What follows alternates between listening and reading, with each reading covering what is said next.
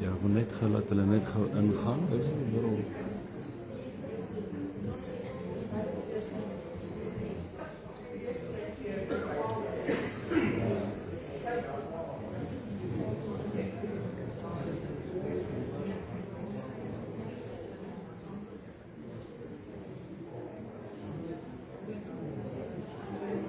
Denk ek kom agter ons sal live uit op pap is voor.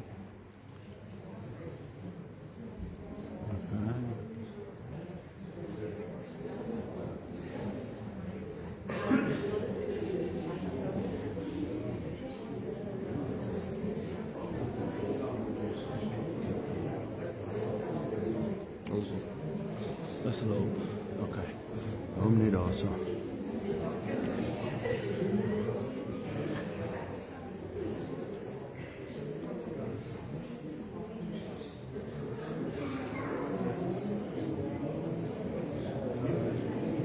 Goeiemôre aan almal van julle. Nou ja, baie hartlik welkom vanoggend by Goeie Vrydag. En dis lekker om elkeen van julle so vroeg in die huis van die Here te sien. Maar ek weet daar's 'n paar van julle wat baie vroeër as die dominee in die week opstaan, so julle is eintlik gewoond daaraan, hè. So dis dan nie vir julle probleem om so vroeg hier te wees nie. Nou ons is net besig met die uitsending want ons Richards Bay gemeente skakel ook vanoggend by ons in. So ons gaan nou vir hulle persoonlik ook net welkom heet en dan moet net vir hulle sê, hulle moet ook net saam met ons geniet. Hulle gaan saam met ons ook nagmaal hê, so ons gebruik die media vir ons om nagmaal te hê. En dan hanteer ons hulle goedertjies ook en al daai goeders, so ons hanteer al die goeders, so ons moet net seker maak hulle is op.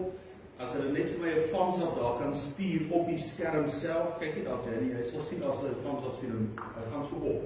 Maar kyk maar net daar, maar glo hulle sal op wees. So kom ons gaan net so sit en dan gaan ons saam bid en dan gaan ons so twee liedjies, ja. Die eerste, die tweede en die derde liedjie. Gaan ons dan die eerste en die tweede liedjie. Gaan ons dan heerlik saam sing en dan gaan ons harte voorberei. So kom ons bid net eers saam.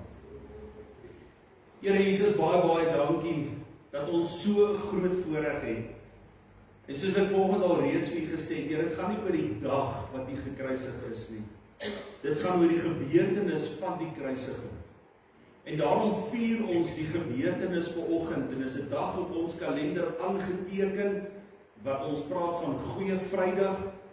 Die kruiswerk van die Here Jesus wat gevier word, omdat dit 'n waarheid is, omdat dit 'n realiteit is. En ons wil stil word vanoggend en ons wil vra dat elke lied wat ons gaan sing, dat U ons harte sal voorberei en dat U daardeur verheerlik sal word in Jesus naam. Amen. Nou kom ons sing die eerste en die tweede liedjie hartlik saam. Ons begin met die liedjie, die lekker opgewekte en wonderlike liedjie, al die kinders van God prys die Here. Kom ons staan, waarin ons hierdie twee liedjies vanoggend gaan saam sing.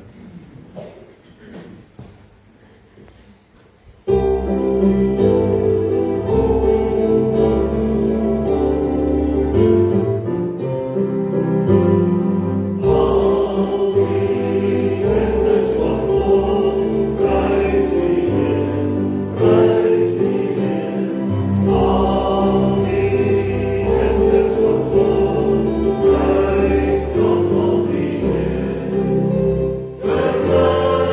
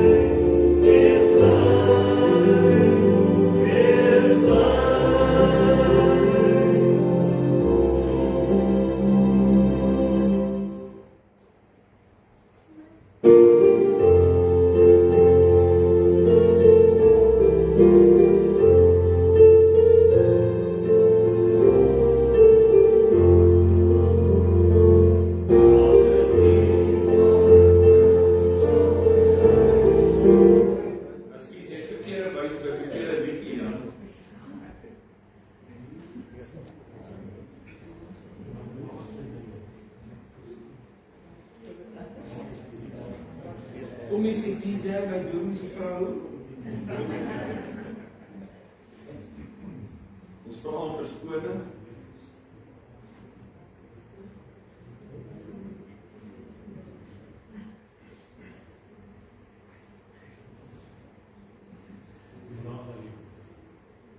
Sal ons ander liedjie?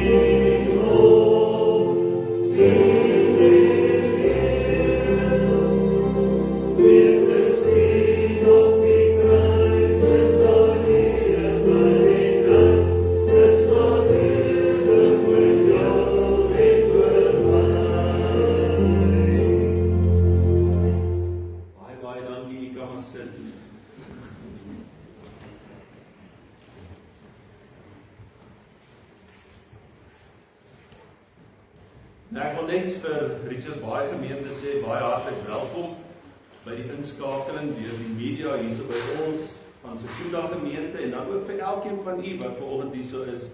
Mag jy vanoggend net jou hart stil maak en mag jy werklik waar die Here se teenwoordigheid ook vanoggend ervaar in u lewe. Ja, as jy daai woorde net op die skerm net kan uitblink, anders gaan die mense daar kyk en nie vir my kyk nie. Daar sy. Nou ja, ek wil vra dat jy vanoggend die woord saam met sal oopmaak by Johannes hoofstuk 19. En ons gaan saam lees vanaf vers 16 tot en met vers 30. Johannes 19 vanaf vers 16 tot en met vers 30. En volgende wil ek graag rondom die wonderlike deel wat die woord ons kom leer van die kruiswerk van die Here Jesus. En weet jy, wanneer mense voorberei, dan wonder jy altyd, watter woorde kan 'n mens vir die mense sê, om so bietjie die impak van die boodskap by ons tuis te bring. En die gedagte kom toe by my op om te kan sê, as mens praat van groot gebeurtenisse in die wêreld, dan is die kruiswerk van die Here Jesus een van die grootste gebeurtenisse wat die wêreld ooit aanskou het.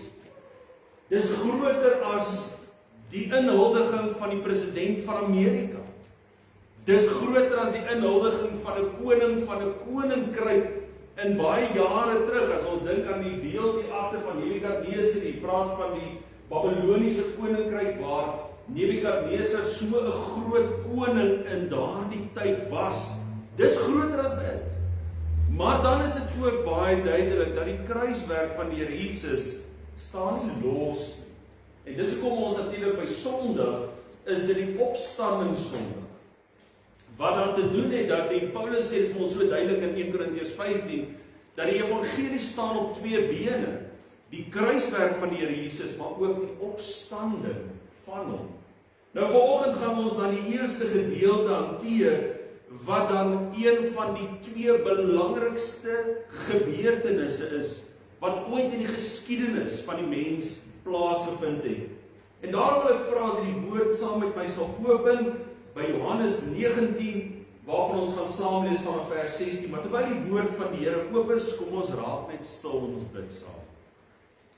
Here Jesus, baie dankie, dat ons so 'n groot voorreg het, om vanoggend ons harte te kan buig in diepe afhanklikheid, so 'n groot voorreg het, om 'n gebeurtenis te kan vier, wat die Here wêreld beïnvloed. Here, wat skeiding maak in die harte van mense. U sê self dat U wat die swaard is, die woord wat die swaard van God is, wat skerper as enige tweesnydende swaard is. Here, dat U skeiding maak tussen gees en siel, gewrigte en murg. En so sê U ook, maak U baie keer skeiding, selfs in families. Want Here, dit is of 'n mens kies U as verlosser en saligmaker, of 'n mens verwerp U as verlosser en saligmaker. Ons is vanoggend hier om die gebeurtenis van die kruiswerk te vier en te sê, Here, ons hartsbegeerte is om U te kies, is om U te dien, is om U te aanbid. Ons hartsbegeerte is om U omhoog te stel. U woord sê vir ons, dat soos dat Moses die koperslang in die woestyn verhoog het, so sal die seun van die mens verhoog word. En elke knie sal voor U buig, en elke tong sal U bely. Daarom wil ons vanoggend net uit die kosbaarheid van die woord, wil ons opnuut ons harte kom vul met die betekenis rakende die kruiswerk van ons Here Jesus. En ons eer U daarvoor in Jesus naam. Amen. Kom ons lees saam uit Johannes 19 vanaf vers 16 waar hy sê, toe het hy hom dan aan hulle oorgegee om gekruisig te word, en hulle het Jesus geneem en hom weggelei. En hy het sy kruis gedra en uitgegaan na die sogenaamde hoofskedelplek, in Hebreëus Golgotha, waar hulle hom gekruisig het, en saam met hom 2 ander, een aan elke kant, en Jesus in die middel. En Pilatus het ook 'n opskrif geskrywe en dit op die kruis gesit, en daar was geskrywe, Jesus, die Nasareëner, die koning van die Jode. Hierdie opskrif dan het baie van die Jode gelees, omdat die plek waar Jesus gekruisig is, naby die stad was. En dit was geskrywe in Hebreëus en Grieks en Latyn. En die owerpriesters van die Jode het vir Pilatus gesê, moenie skrywe die koning van die Jode nie, maar dat hy gesê, ek is die koning van die Jode. Pilatus het geantwoord, wat geskryf is, het ek geskrywe. En toe die soldate Jesus gekruisig het, neem hulle sy klere en maak 4 dele, vir elke soldaat 'n deel, en die onderkleed, maar die onderkleed was sonder naad, van bo af in 1 stuk gewewe. En hulle het vir mekaar gesê, laat ons dit nie skeur nie, maar laat ons die lot daaroor werk, wie sin dit sal wees. Sodat die skrif vervul sou word wat sê, hulle het my klere onder mekaar verdeel, en oor my gewaad het hulle die lot gewerk. Dit het die soldate dan gedoen. En by die kruis van Jesus het gestaan sy moeder, en sy moeder se suster Maria, die vrou van Klopas, en Maria Magdalena. En toe Jesus sy moeder sien, en die disipel wat hy lief gehad het, by haar staan, sê hy vir sy moeder, vrou, daar is die seun. Daarop sê hy vir die disipel, daar is jou moeder. En van daardie uur af het die disipel haar in sy huis geneem. En hierna, omdat hy geweet het dat alles al volbring was, sodat die skrif vervul sou word, het Jesus gesê, ek het dors. Daar het 'n kan vol asyn gestaan, en hulle het 'n spons met asyn gevul, en op die hiesopstingel gesit, en aan sy mond gebring. En toe Jesus die asyn geneem het, sê hy, dit is volbring. En hy het sy hoof gebuig, en die Gees gegee. Tot net sover in die woord van die Here. Nou wanneer 'n mens hierdie gedeeltes lees, dan besef ons die wonderlike boodskap van die kruiswerk van ons Here Jesus, wat die verlossingsplan is wat God daar vir die mens gestel het, vir die wêreld. Maar weet jy wat interessant is, in die woord van die Here lees jy juis van die begin af hoe die Here hierdie verlossing wat hy vir die mens wil bewerk, heeltyd na vore gebring het. Was dit 'n fisiese verlossing gewees? Was dit 'n geestelike verlossing gewees? Was dit 'n verlossing van siekte gewees? Dis baie duidelik dat in die woord van die Here van Genesis af tot Openbaring lees jy heeltyd van God se verlossing vir die mens. En is juis in die woord van die Here waar betekenisse vir ons begin sin maak, hoekom sekere dinge gebeur het en hoekom sekere dinge vir ons aangeteken is, sodat ons kan verstaan waarna wys dit. Want die hoofboodskap van God se woord, van Genesis tot Openbaring, gaan oor verlossing. Dis die plan wat God het. En daarom wil ek vanoggend 'n besondere boodskap aan julle kom bring. En ek wil vanoggend 'n tema aan jou voorhou, waar dit gaan oor dat Jesus se kruisiging deur 4 diere as simboliese betekenis vir ons geopenbaar word. En ek wil vanoggend hierdie 4 diere wil ek aan jou kom bring, soos wat dit in die woord vir ons opgeteken is, wat dit doen het rondom die verwysing na God se plan, die verwysing na wat die Here wil doen, en dat ek en jy daarin die Here se verlossing kan raak sien. Die heel eerste dier waarvan ons lees, is die dier wat God self geslag het. Dis die dier wat die Here self kom offer het, juis omdat daar 'n situasie ontstaan het waar die mens sy bekleding verloor het. En daarom hierdie dier word deur God geslag en dis die dier van bekleding deur die Here. Ons lees dit in Genesis 3 vers 21. En die Here God het vir die mens en sy vrou rokke van vel gemaak en hulle het dit aangetrek. Waar kom die vel vandaan? Die vel kom van daardie dier wat geslag was omdat die mens wat gedoen het, omdat hulle sonde toegelaat het. En wat het gebeur die oomblik toe hulle sonde toegelaat het? Hulle het ontdek dat hulle naak is. En waarom het hulle dit ontdek? Want God se heerlikheid wat van die begin af op hulle geskyn het weggebreek van hulle. Waar die heerlikheid van God in 'n bekleding was, verloor hulle daardie wonderlike bekleding wat die Here daar vir hulle gestel het. En daarom as gevolg van sonde het die mens die bekleding van God verloor en bevind dat hulle naak is. In Genesis 3 vers 7 lees ons dit. Toe gaan albei se oë oop en hulle word gewaar dat hulle naak is. In Romeine 3 vers 23 en 24 lees ons hierdie wonderlike woorde wat Paulus vir ons kom leer. Hy sê, want almal het gesondig en dit ontbreek hulle aan die heerlikheid van God. En hulle word deur sy genade sonder verdienste geregverdig deur die verlossing wat in Christus Jesus is. En waarna verwys hierdie dier? Hierdie dier verwys dat die Here die een is wat die offer moet bring, sodat daar weer 'n volkome bekleding kan plaasvind vir die mens om in 'n verhouding met God te kan staan.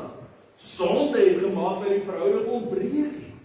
Maar die Here kom en deur die offer van die eerste dier kom openbaar die Here vir ons van die begin af die plan wat hy vir ons het. Dat daar 'n offer gaan wees wat God gaan bewerk. En dis die offer van die kruis, sodat daar deur die bekleding herstel kan word in die lewe van die mens. sonde het die dood veroorsaak, wat as loon uitgevoer moet word. In Romeine 5 vers 12, daarom, soos deur een mens die sonde in die wêreld ingekom het, en deur die sonde die dood, en so die dood tot alle mense deurgedring het, omdat almal gesondig het. En wat was die prys wat betaal moes word? Juis as gevolg van daardie sonde wat Adam en Eva toegelaat het. Wat was die prys wat betaal moes word, toe die bekleding van die heerlikheid van God die mens skielik ontbreek, en die Here sê, maar ek wil nie hê, dit moet die mens ontbreek nie. Ek wil die mens weer bekleed met my heerlikheid. Wat was die prys? Die dood.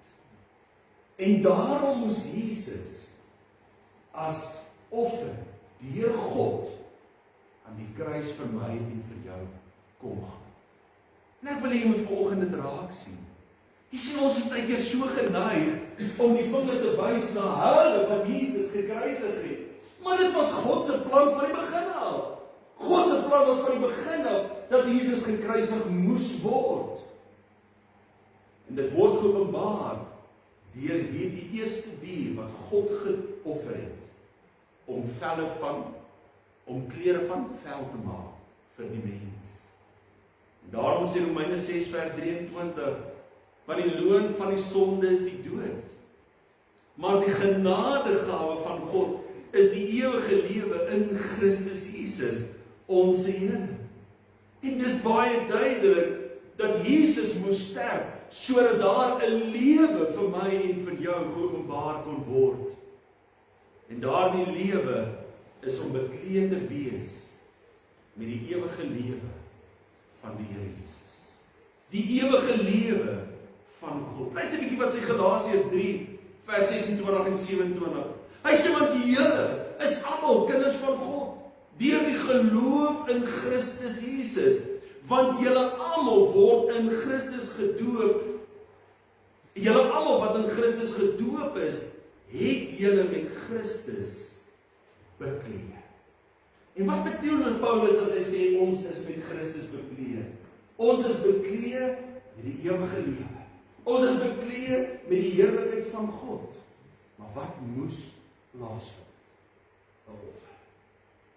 'n offer moes plaasvind sodat ek en jy weer bekleed kon wees met wat God van die begin af bedoel het. Die tweede dier wat vir ons geopenbaar word in die woord van die Here, is die dier as offer van verlossing. In Eksodus 12 vers 5 lees ons die woord, hy sê, julle moet 'n lam hê sonder gebrek, 'n jaar oud rammetjie, van die skape of van die bokke kan julle dit neem. En waarna het hierdie lammetjie verwys? En dit was vir die uittog van Egipte gewees, met die Israeliete wat Egipte moes verlaat en uitbeweeg, maar voordat hulle kon doen, moes wat plaasvind? Dan moes 'n offer wees. Dan moes 'n diertjie geslag geword het, en die bloed van die diertjie moes aan die deurposte van die kusyn gesmeer geword het, sodat wanneer die doodsengel sou deurbeweeg het, sou dit 'n doodsengel verby sou gegaan het, en daar geen sterfte in daardie huisverband sou plaasvind nie. Maar weet jy dat daardie lammetjie is 'n verwysing na Christus. Ons lees dit in Johannes 1 vers 29, waar Johannes die doper dit uitroep, waar hy sê, daar is die lam van God, wat die sonde van die wêreld wegneem. Jy sien, Johannes die doper kom leer vir ons, dat soos wat hulle in daardie tyd die paaslam moes geslag het, waar in daardie tyd die lammetjie moes geoffer het, sodat lewe behoue kon wees, so is Christus vir my en vir jou geslag, sodat lewe deel van ons kan wees.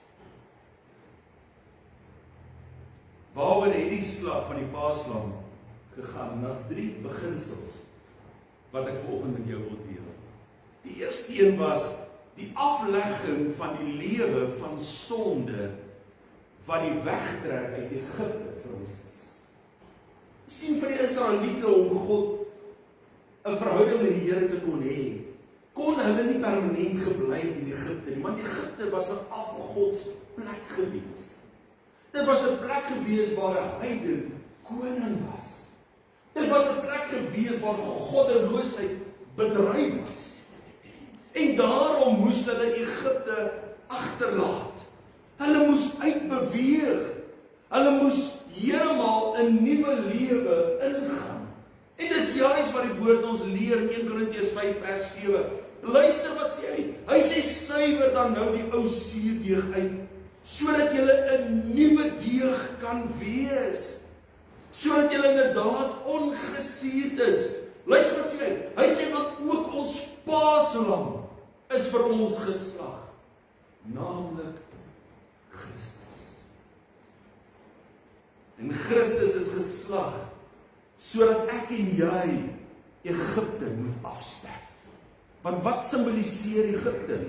Die wêreld, die sonde van die wêreld, die rykdom wat die mense verlei en versoek om in plaas van om die Here te dien, dien ons die wêreld. Ons begeerte is wêreld. En daarom is die paaslam vir ons geslag. En daarom was die paaslam of die pasgalam, soos die Hebreëse mense sal praat, was geslag gewees vir die volk Israel, sodat hulle Egipte kon aflê. Sodat hulle die sonde van Egipte kon afsterf. Die tweede beginsel waarom die paaslam geslag is of die pasgalam, is die vertroue wat in God geplaas moes word vir totale vrymaking van slawerny van sonde, wat die deurtog deur die Skelfsee is. Jy sien, hulle het nie net uit Egipte uit beweeg nie. Hulle moes deur iets beweeg het, sodat hulle daar nie weer 'n omdraai kans kon gewees het om terug te gaan. Maar sodat die Here ook in totaliteit met die Egiptenare kon gewerk het, kon gedeel het. En dit beteken dat hulle daar by die Skelfsee kom, of die Rooi See, en hulle voel maar wag 'n bietjie, ons rug is teen die muur. Wat kom doen die Here toe? Hy kom maak die Skelfsee oop, sodat hulle op 'n droë pad deur kon stap. Maar wat moes plaasvind? 'n vertroue in God. En daarom lees ons in 1 Petrus 1 vers 17 tot 19 lees ons.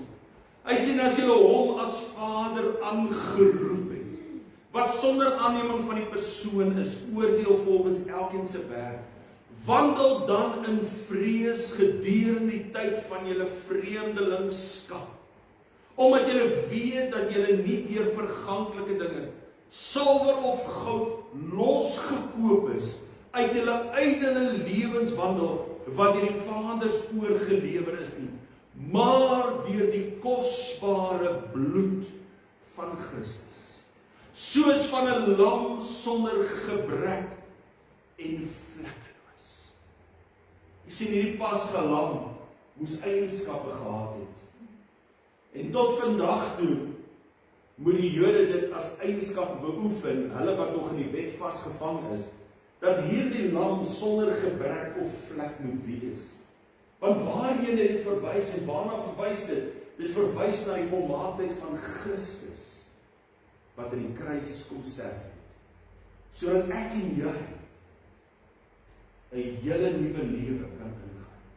Sodat ek en jy totaal uit Egipte uit kan beweeg. Nie een voet in Egipte en een voet in die hemel probeer wees.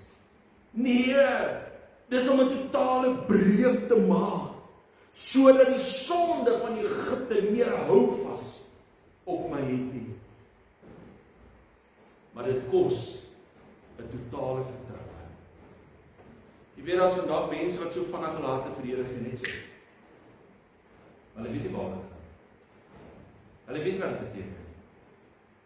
Want hulle hoor net, jy moet tot bekering kom. Hulle hoor net, jy moet Jesus aanneem. Hulle hoor net, Jesus is die antwoord. En al wat gebeur is, hulle beoefen maar net godsdienst. Om werklik die Here te vertrou, om deur te gaan deur daai Skelfsee, deur daardie Rooi See, is om 'n totale vertroue in God te hê, dat hy alleen die verlossing kan bewerk. Soos wat die Israeliete daardeur moes beweeg het, moes hulle vertrou het, dat die Egiptenare nie daar gaan vang en dat die Egiptenare nie gijslaers gaan. En so moet jy die Here vertrou dat wanneer jy waar met jou hart vir die Here gee, dat jy die Here sal vertrou dat die sonde van jou lewe jou nie iewers sal vang en as gijslaar sal vashou. Jy weet dat baie mense wat tot bekering kom in aanhalingstekens, maar hulle is nog vasgevang as gijslaarskap van hulle sondes. Hoekom? Want hulle het nooit 'n volle vertroue in God geplaas. Die Here as hy verlos hy volkome. Sy werk is nie half. En daarom sê die woord vir ons, as die Here jou vrygemaak het, sal jy waarlik waar vry wees. Jy word nie vasgehou as gijslaar van sonde nie. Want jy is 'n nuwe skepsel as jy weergebore is.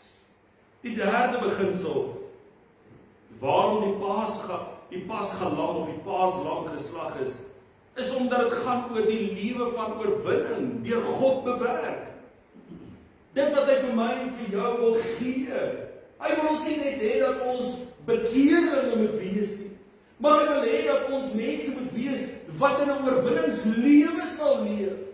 En daarom, soos wat die volk Israel die beloofde land ingegaan het, so was dit die teken van oorwinningslewe wat die Here kom gee.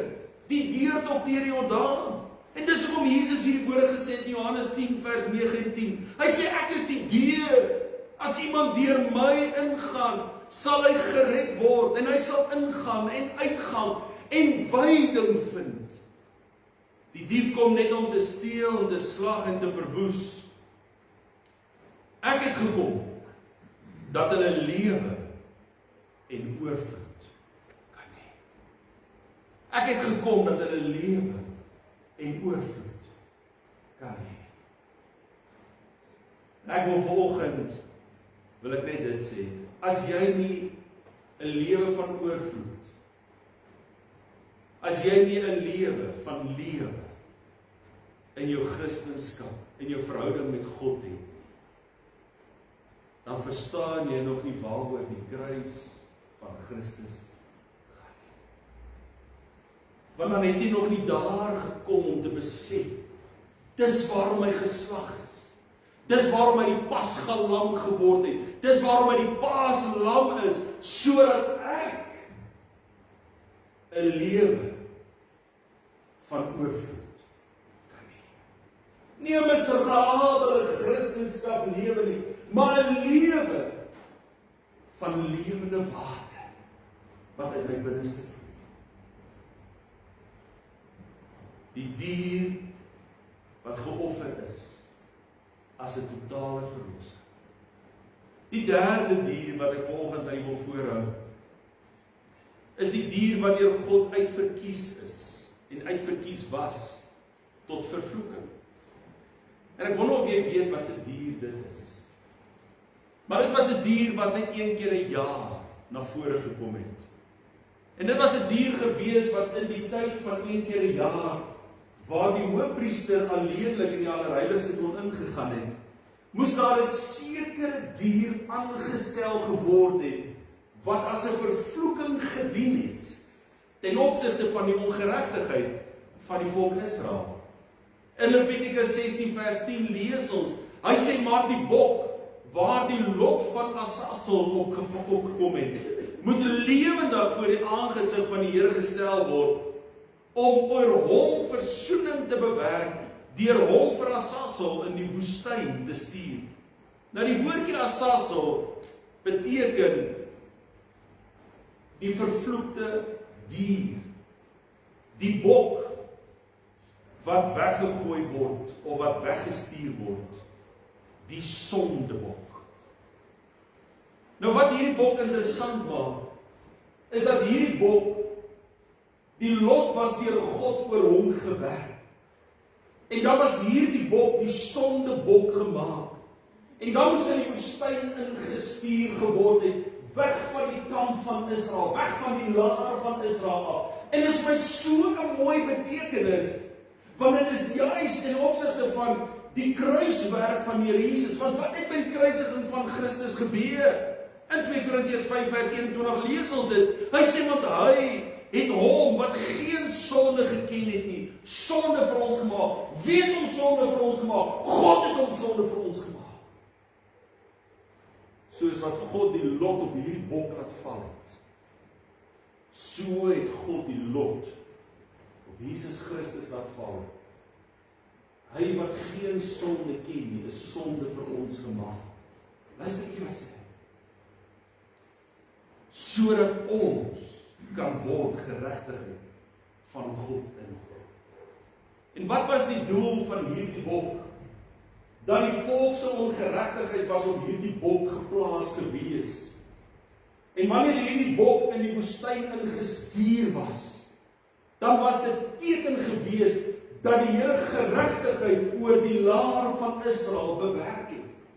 En dis hoekom toe die Here Jesus gekruisig is en hy sonde vir ons gemaak is, dan was dit die bewys gewees dat die Here wil ons ongeregtigheid van ons wegneem en op hom plaas, sodat ons geregtigheid kan word. Dit word beklemtoon deur Galasiërs 3 vers 13. Luister bietjie wat sê Galasiërs 3 vers 13. Hy sê Christus het ons losgekoop van die vloek van die wet, deur vir ons 'n vloek te word, 'n asassel te word, 'n sondebok te word. Dis wat Jesus vir ons geword het. Want daar is geskrywe, vervloek is elkeen wat aan hout hang. Nou wat maak hierdie bok besonder? Dit was 'n bok wat vir 'n gewone offer gebruik kon word. Hoor wat ek in volgende gesê. Dit was 'n bok wat vir 'n gewone offer gebruik kon geword het. Daar was niks unieks aan die bok. Maar die Here het die lot op daai bok laat val. En die Here het daardie bok, die sondebok, gemaak. Dit was 'n spesifieke tyd van gebeurtenis vir die hoofpriester. In Levitikus 16 vers 2 kan jy dit gaan lees waar die Here dit leer en ons word dit geleer in ons boodskappe. Wat ons aan julle bring, word dit geleer dat die hoofpriester kon net een keer 'n jaar die allerheiligste ingegaan het. Maar voordat hy allerheiligste ingegaan het, moes hy self eers reiniging beleef. Hy moes self eers versoening beleef. En dan moes hy die versoening van die volk bewerk het. En dan het hy voor die aangesig van die Here in die allerheiligste, voor die versoendeksel, het hy verskyn, een keer 'n jaar. Nou kan jy onthou wat het gebeur toe Jesus as sondebok aan die kruis geopenbaar is. Wat het op 'n oomblik gebeur? Op 'n spesifieke tyd van die mensdom het dit gebeur. Soos wat die hoofpriester net 'n spesifieke tyd van die jaar in die allerheiligste kon ingaan, het daar 'n spesifieke tyd aangebreek waar iets besonderlik gebeur het. En wat was dit? Toe Jesus aan die kruis hang, toe skeur die voorhangsel van bo na onder. Wat is die voorhangsel? En die woord is baie duidelik. Dat die voorhangsel in Hebreërs 10 vers 19-20 sê vir ons, terwyl ons dan broeders vrymoedigheid het om in die heiligdom in te gaan deur die bloed van Jesus, op die nuwe en lewende weg wat hy vir ons ingewy het. Luister mooi, deur die voorhangsel heen. Dit is sy vlees. En die voorhangsel het die simboliese betekenis gehad wat verwys het na Christus se liggaam wat gekruisig gaan word, maar die oomblik toe die voorhangsel skeur, toe vind 'n gebeurtenis en geskiedenis van die mens plaas, dat daar nie meer 'n hoofpriester is wat net een keer 'n jaar daardeur kan ingaan nie, maar dat ek en jy in Christus die allerheiligste kan ingaan. Want Christus is altyd daar. Want hy het die sondebok geword, wat my ongeregtigheid kom wegneem. En dit maak dat ek en jy die voorreg het om deur die kruiswerk van die Here Jesus elke oomblik in die allerheiligste te kan wees. Jesus was deur God aangewys om as sondebok te dien. Handelinge 2 vers 22 en 23 sê, Israeliete, luister na hierdie woorde. Jesus die Nasareene, 'n man deur God vir julle aangewys, 'n man deur God vir julle aangewys, nie deur 'n mens aangewys nie, is deur God self aangewys, met kragte en wonders en tekens, wat God deur hom onder julle gedoen het, soos julle ook self weet, hom, wat deur 'n bepaalde raad en voorkennis van God oorgelewer is. Dit beteken, voor die grondlegging van die wêreld, was dit al reeds bestem gewees, dat Jesus oorgelewer sou word, as wat? As die sondebok van die wêreld. Snap jy wat ek volgens vir jou sê? Jy wat onheilig is, word vry verklaar deur 'n persoon wat allerheilig is, omdat God hom 'n sondebok gemaak het. Ek dink 'n bietjie mooi in jou eie mens wees. As jy nou vanoggend hier sou gesit het, en jy sal by jouself dink en sê, maar, hey, ek is daarom 'n man van min foute in die lewe. Ek maak nie baie foute nie. Eintlik maak ek glad nie foute nie. Ek het 'n vriend wat eendag vir my gesê het, hy sê ek het nog nie een keer 'n fout gemaak en is die dag toe ek gedink ek het 'n fout gemaak. Nou dink nou mooi, jy wat nou dink van jouself en sê, nee, ek is sharp, ek is alright. En die Here kom en luister gou mooi, ek gaan dit nou kras uitdruk. En die Here kom en hy sê, jy, wat dink jy is alright? Ek gaan jou straf vir daardie moordenaar en verkragter daar buite in die straat. Jy gaan sy sondebok word. Dink net by jouself, wat gebeur in jou hart? Wat? Here, waarvan praat jy? Is dit nie waar die tollenaar en die fariseer gaan bid en toe sê die fariseer, Here, dankie dat ek soos hierdie ou is nie. Kyk hoe sleg is hy. En die Here kom en hy maak 'n persoon wat waarlik heilig is, wat waarlik foutloos is, wat waarlik volmaak is, wat waarlik perfek is, maak hy die sondebok vir my en vir jou, wat die hel verdien.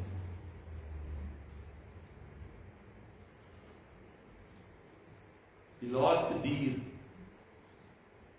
wat deur die kruisiging van die Here vir ons geopenbaar word, wat ek wil voorhou, is die dier wat sy kruis dra, maar tog koningskap openbaar. Wat 'n dier is dit? Die donkie. In Sagaria 9 vers 9 lees hier die woorde: Verheug jou grootliks, o dogter van Sion. Juig, o dogter van Jerusalem, kyk, jou koning kom na jou, regverdig en oorwinnaar is hy, nederig en hy ry op 'n esel, op 'n jong esel, die vel van 'n eselin. En dan lees in Johannes 12 vers 15, moenie vrees nie, dogter van Sion, kyk, jou koning kom en hy sit op die vel van 'n esel. En dit was net voordat Jesus gekruisig geword het, kom hy 6 dae voor die tyd, kom hy Jerusalem in. En dit was in die tyd waar die voorbereiding vir die Pasgafees sou wees. En dit gaan daaroor dat deur die ry op die donkie was die bewys gewees dat hy gaan gekruisig word sodat koningskap geopenbaar kan word. Dis amazing. It's amazing. En dis wat die Jode nie lekker verstaan het nie. Dis hoekom hulle altyd 'n koning wou gehad het, maar dit nie die kruiswerk verstaan nie. Want die koningskap word aangekondig deur die kruiswerk. Luister 'n bietjie wat sê Markus 15 vers 32. Hy sê laat die Christus, die koning van Israel, nou van die kruis afkom, sodat ons kan sien en glo. Ook die wat saam met hom gekruisig is, het hom beleef. Wat was geskryf gewees aan die kop en end van die Here Jesus op die kruis? Die koning van die Jode. En die Jode het gememoreer en gesê, hallo, ek wil laat sê wat het geskryf is, geskrywe. Want dit was 'n aanduiding gewees dat hy moes gekruisig word, sodat sy koningskap openbaar kan word. Dis amazing, om daai twee by mekaar te bring en te verstaan. Want waarom is die kruiswerk en die koningskap in mekaar gevleg?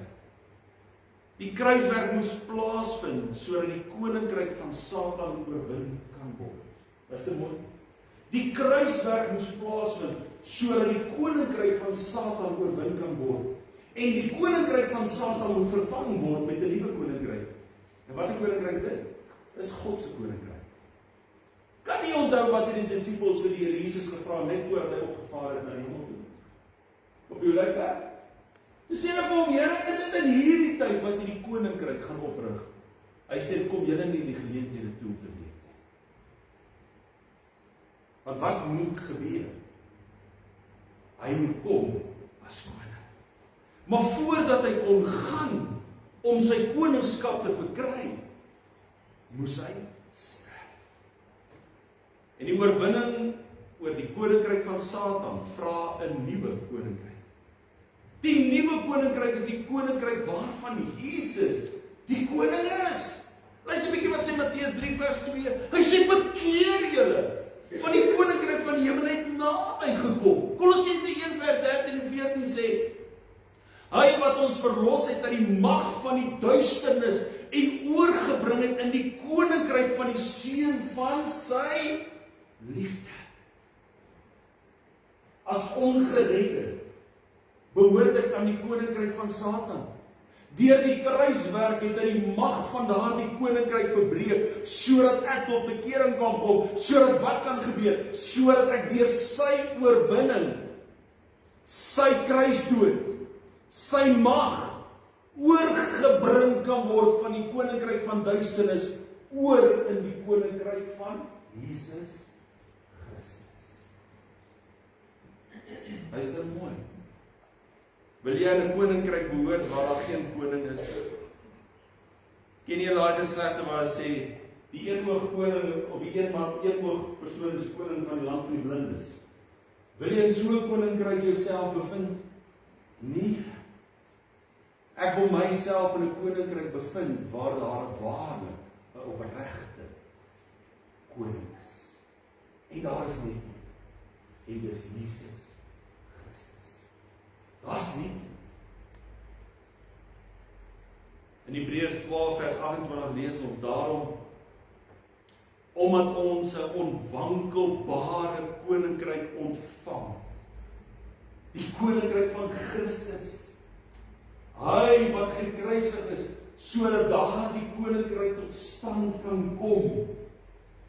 Laat ons dankbaar wees en so God welbehaaglik dien met eerbied en vrees.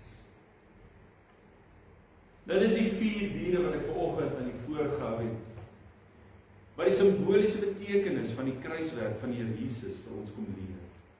Maar ek gaan 'n feite dier volgende in die voorhou. Wat nie gaan oor die kruiswerk van die Here Jesus nie, maar wat gaan oor jou gewete. En dis die hoender. Die hoender, die haan, die dier wat op die gewete van die mens werk. So van nou af as jy 'n hoender sien, van nou af as jy hoender wil eet, besin. Want dis die dier wat op die gewete van die mens werk. Lukas 22 vers 61 en 62. En die Here het hom omgedraai en Petrus aangekyk. En Petrus het die woord van die Here onthou wat hy vir hom gesê het. Voordat die haan kraai, sal jy my 3 maal verloon. En Petrus het buitentoe gegaan en bitterlik geween.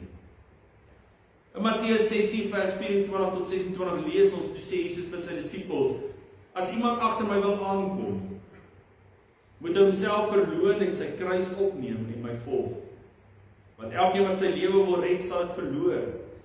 Maar elkeen wat sy lewe om my ontwil verloor, sal dit vind. Want wat baat dit 'n mens as hy die hele wêreld win, maar aan sy siel skade ly? Of wat sal 'n mens gee as losprys vir sy siel? En ek wil afsluit met hierdie woorde. Is jou gewete nog 'n aanklag teenoor jou verhouding met die Here Jesus? Kla jou gewete jou nog aan? Of is jou gewete in opgewondenheid oor jou verhouding met die Here Jesus? Waar staan jou gewete vanoggend rakende die rol van wat Jesus in jou lewe speel? Amen. Ons gaan terwille van die nagmaal, terwille van Richards Bay gemeente, gaan ons dadelik oorgaan en gaan ek neem nie afsit nie. En gaan ek die formulier eers voorhou aan ons. Ek gaan eers 'n openingsgebed bid, dan gaan ek die formulier voorhou en dan gaan ons 'n lied saam sing ter voorbereiding van die tafel. En van daar af gaan Richards Bay se kerkraad die gemeente bedien, waar ons dan op ons wyse ons gemeente gaan hou. So kom ons bid saam ter opening van die nagmaaltafel. Here Jesus, baie dankie dat ons die voorreg vanoggend het om so na die kruiswerk van U te kon kyk. En Here, die wonderlikheid van dinge wat vir ons in die woord opgeteken is, wat vanoggend weer eens die besef is, dis nie om dowe neute daar geskrywe, vir ons om dit te lees en te vergeet nie, maar vir ons om dit te verstaan, dat alles wys na wat U vir ons kom doen, en kom doen het, aan die kruis van Golgotha. En daarom waarom ons vanoggend ook die nagmaal gaan hou, Here, wat gaan oor U liggaam en U bloed, dat ons vanoggend die egtheid daarvan in ons lewens sal ervaar, dat ons onsself sal ondersoek, dat ons gewete ons nie sal aankla oor ons verhouding met U nie, maar dat ons gewete in opgewondenheid sal wees oor wat ons verhouding met U is. Kom seën die tafel, kom seën die gebruik daarvan, en word jy alleen verheerlik in Jesus naam. Amen. Ek gaan die twee omdraai. Ek gaan vra dat ons eers die lied gaan sing ter voorbereiding van die tafels. Ek gaan vra dat die kerkrade van die verskillende gemeentes die tafels sal voorberei terwyl ons die lied gaan sing, en na die lied gaan ek die formulier hanteer en dan gaan ons oorgee aan elke gemeente op sy eie. Kom ons sing die wonderlike lied van Wat 'n vriend het ons in Jesus. Ek wil net die kamera op die woorde kry daar sodat dit net mooi skyn. Daar's hy. Kom ons staan, dan sing ons hierdie wonderlike lied van Wat 'n vriend het ons in Jesus. Oh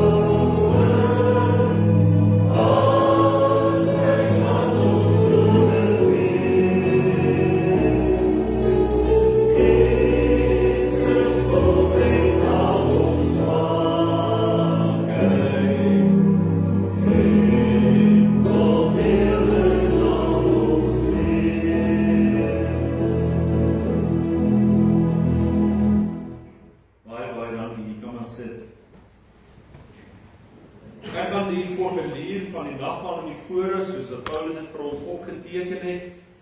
In 1 Korintiërs 11, waar hy hierdie wonderlike woorde vir ons geleer het. Hy sê, maar ek het van die Here ontvang, wat ek ook aan julle oorgelewer het, dat die Here Jesus in die nag waarin hy verraai is, die brood geneem het, en nadat hy gedank het, het hy dit gebreek en gesê, neem, eet, dit is my liggaam, wat vir julle gebreek word, doen dit tot my gedagtenis, net so ook die beker na die ete, met die woorde, hierdie beker is die Nuwe Testament in my bloed, doen dit so dikwels as julle daaruit drink tot my gedagtenis, want so dikwels as julle hierdie brood eet, en hierdie beker drink, verkondig julle die dood van die Here, totdat hy kom. Wie dan op 'n onwaardige wyse hierdie brood eet, of die beker van die Here drink, sal skuldig wees aan die liggaam en die bloed van die Here. Maar die mens moet homself beproef, en so van die brood eet, en uit die beker drink. Want wie op onwaardige wyse eet en drink 'n oordeel oor homself, terwyl hy die liggaam van die Here nie onderskei nie.